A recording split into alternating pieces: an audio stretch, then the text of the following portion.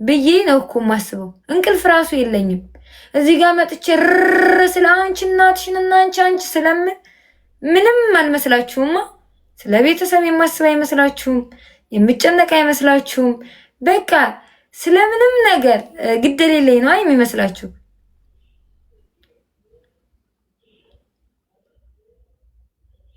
እናቴ በባለፈው ታማ ታላቅ እህቴን እንዴት አንቺ እያለሽ እናቴ በዚህ ደረጃ ትታመማለች? አንቺ እያለሽ ስላት ለጡረታ አልደረሰች በዚህ እድሜዋ።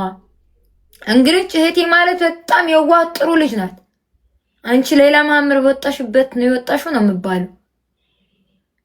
እሷ ጋር ተቀምጣ ነበርና ለወር ምናምን ከዛ በላይ መስሎኛል የተቀመጠችው እናቴ ማለት ነው። ታማብኝ እናቴም እና የእናቴ በሽታ ደግሞ ሆስፒታልም አይገኝም። ይሄ የላይት ላይ ምናምን እናትና አባቷን ያሟቸው ነበርና የነሱ መሰለኝ የሚያማት ማለት ነው። እና እንዴት እናቴ አንቺ እያለሽ እናቴን ጠቅልለሽ መያዝ ያቅትሻል ምናምን ስላት በዚህ እድሜዋ እኔ እችላለሁ ብዬ ቃል አልገባልሽም አለችኝ። ለአዛውንት እንኳ ብትሆን ወይንም ደግሞ ለጡረታ እንኳ ብትደርስ እሺ ብላ ስትመልስልኝ خلاص ተስፋ ቆረጥኩ። ከዛ ወደዚህ ስለ ቤተሰብም ስለ ህፃኖቹም የማስበው እኔ ነኝ። እያንዳንዳቸው የራሳቸውን ህይወት መኖር ነው የሚፈልጉት። እኔ በፊት እኮ ግድ የማይሰጠኝ ሴት ነበርኩኝ። ቢኖራቸው ምናምን ደስ ይለኛል ቢያገኙ ቢኖሩ፣ ግን እንደዚህ አባትና እናት የሆነ ነገር ቢሆኑብኝ ምናምን ብዬ አልጨነቅም ነበር። ወይንም በህይወት ባይኖሩ ትናንሾቹን ልጆችን እንዴት አድርጌ ነው ማኖረው፣ እንዴት አድርጌ ነው መስመር ማስዛቸው ምናምን ብዬ አላስብም ነበር። አሁን ግን ኃላፊነትና ግዴታ በጣም ነው የሚሰማኝ።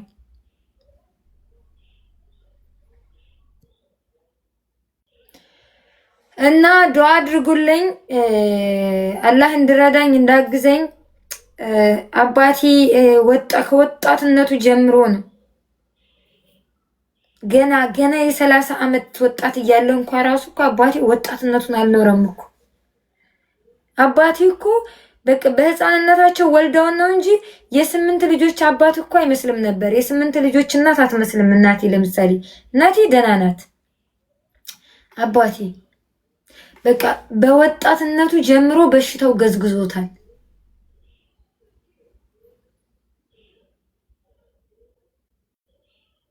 ላውራ እንጂ መጥፎ ነገር አላወራው። ዱዓ እንዳደርጉልኝ እኮ ነው።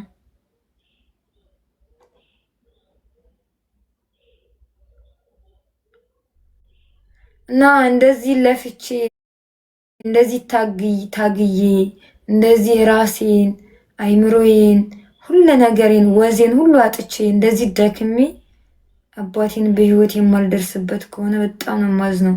ህይወት የለኝም ሲጀመር። አሁን ላይ ህይወት ፊቴ ላይ ስትቆምብኝ ተስፋዬ አባቴ ነው። ቢያንስ ብዙ ነገር ብትሆኚ እድሜሽም የሴት ልጅ እድሜ ገደብ አለው። እድሜሽም ቢሄድ ብዙ ውጣ ውረድ ብታልፊም የምትኖሪለት አባት አለሽ ነጅዬ፣ እየተጋፈጥሽለት ያለ አባት አለሽ ምናምን እያልኩ ተስፋዬ ብርታቴ አባቴ ነበር።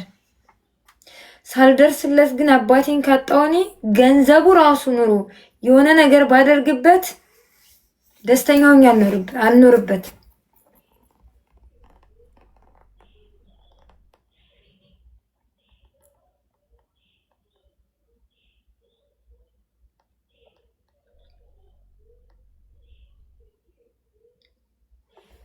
ብር ብቻውን እኮ ምንም አይሰራም። አሁን አባትሽ በኃይለኛው ታሟል ምናምን ቢባል ወስደ ብር ስላለኝ ብቻ ትልቅ ሆስፒታል ውሰዱት ብዬ እዛ ጋ ሌላ ሰው ወስዶት ቁመው በደንብ ከዶክተሮች ጋር ሳያዋሩ ጥንቃቄ እንዳደርጉ ምናምን ሳትነጋገር ምናምን ወስዶ የገጠር ሰው ነው የክፍለ ሀገር ሰዎች ናቸው ወርውረው ምናምን ነገር ወስደው ብር ብቻ ስላለኝ ብር ተከፍሎ ሆስፒታል ገብቶ ስለሞተ ብቻ አይ ቢተርፍ ኑሮት ይተርፍ ነበር የምችለውን አድርጌያለሁ ብዬ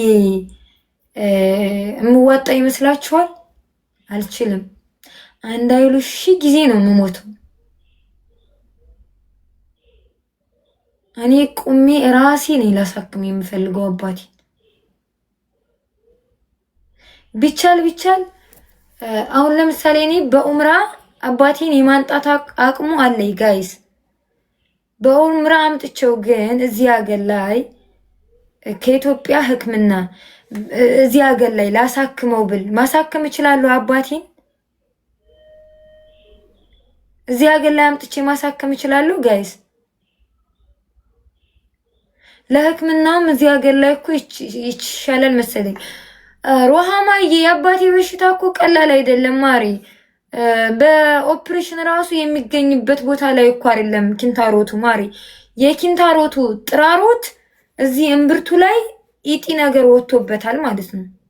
የኢጢው ከፈነዳ خلاص ወደ ሞት ነው የሚያመራው።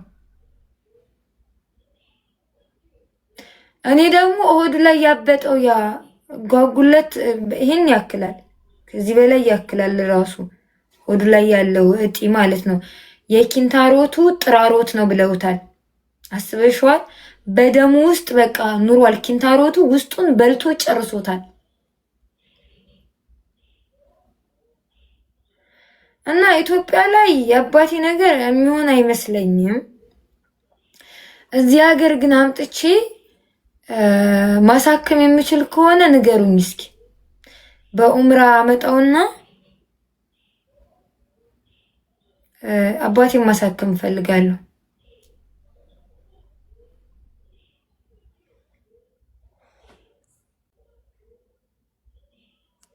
እኔ ገንዘብ ምናምን አልፈልግም ጋይስ። ገንዘብ እኔ ለአባቴ መስሎኝ እዚህ ስንቱ አንቺ ለማኝ አንቺ እኔ ስንት መከራና ስቃይ ያሳለፍኩ ሴትዮ በዚህ በቲክቶክ ዋጋ በከፈልኩበት ቲክቶክ መጥቼ እንደዚህ ምለምን ይመስላችሁ ነበር?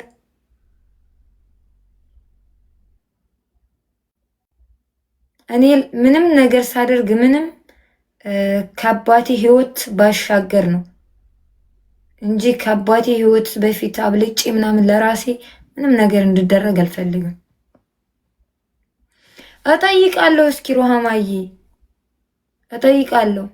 በዚህ ሀገር ለረጅም ዓመት የኖሩና ስለዚህ ሀገር ሆስፒታል በደንብ ጠንቅቀው ስለሚያውቁ ሰዎች እጠይቃለሁ።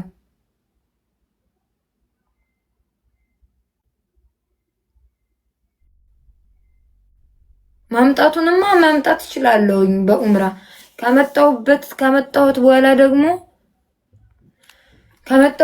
እንዲታከምልኝ እፈልጋለሁ።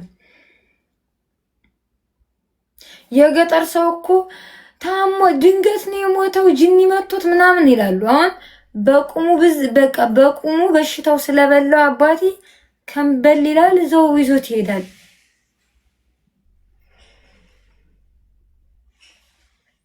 የሆነ ሰው ሞተ ምናምን ሲባል ድንገት ነው የሞተው ምናምን። አብዛኛውን የገጠር ሰው በቁማቸው በሽታው ይበላቸውና ውስጣቸውን ሲጨርሳቸው ሆስፒታል ይወስዷቸዋል፣ ይሞታሉ።